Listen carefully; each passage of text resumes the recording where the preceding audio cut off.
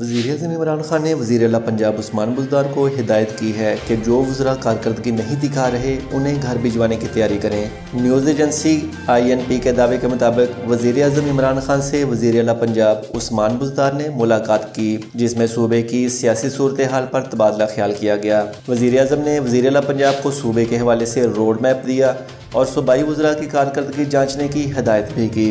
Agency के मुताबिक वज़ीर-ए-आज़म का कहना था कि पंजाब अहम सूबा है, कारकर्दगी पर कोई समझौता नहीं करूँगा। वज़ीर-ए-आज़म का मज़ीद कहना था कि अवाम को PTI से बहुत तवक्कुआत हैं, उनके एतमाद को ठेस नहीं पहुँचने देंगे। वज़ीर-ए-आज़म ने वज़ीर-ए-आला पंजाब से पुलिस इस्लाहात के बारे में अब तक की पेशरफ्त से आगाही हासिल की और उन्हें कारकर्दगी ना दिखाने वाले अफसरान की फहरिस्त तैयार करने की हिदायत भी की। दोस्तों, अगर वीडियो आपको पसंद आए तो लाइक का बटन दबाएं और अच्छी वीडियो को दोस्तों के साथ शेयर करना भी सदका जारिया है। जज़ाकल्लाह।